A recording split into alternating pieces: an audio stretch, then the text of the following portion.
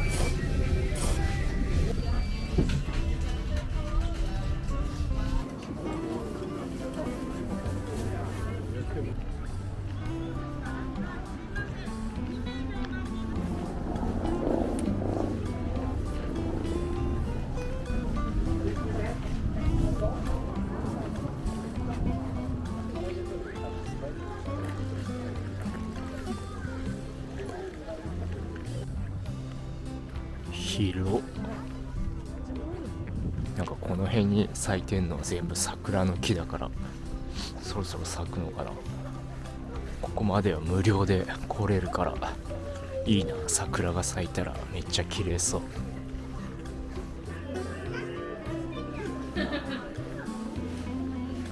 ちなみに入場料は2600円ですね。なんか今年の3月から値上げしたらしいです。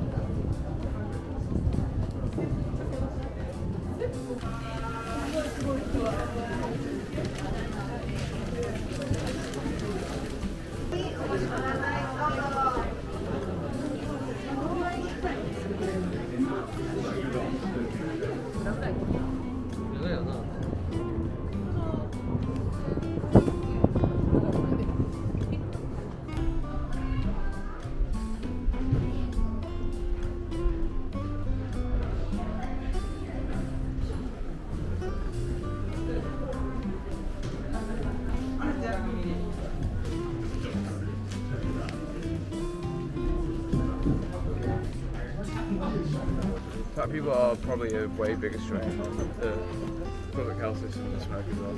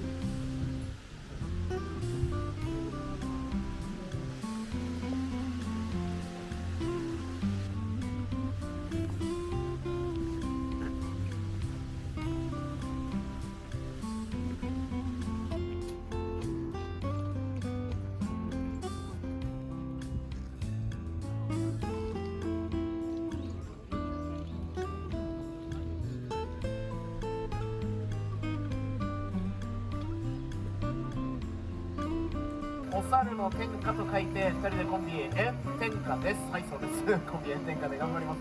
お時間準備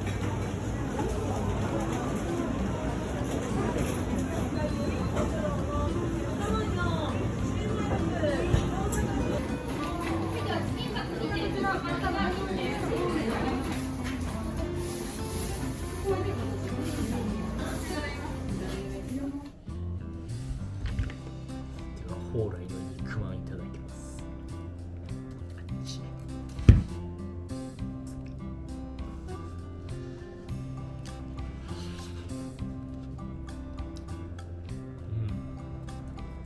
からしつけてくれたんで、ちょっとからしをつけて食べてみよ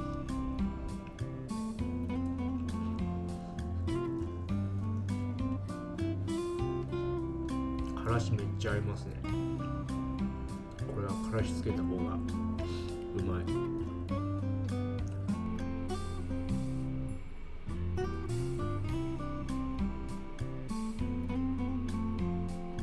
それではゴザソーロをいただきます。でも見た目は完全に今川焼きですね。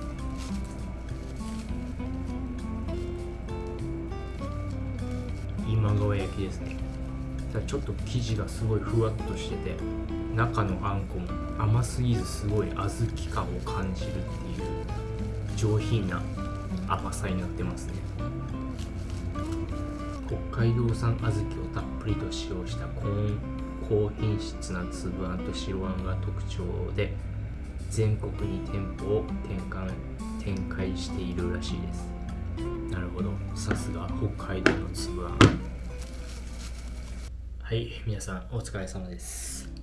ということでね、もう兵庫県に来て2週間ぐらいが、約2週間が経ったんですけど、そうですね、仕事始まって初の週末ということでね、早速姫路の方に行って姫路城を観光してきたんですけど、なんか姫路城は結構こう見た目がすごい綺麗で、もう白の外壁でなんかすごい綺麗な城でしたね。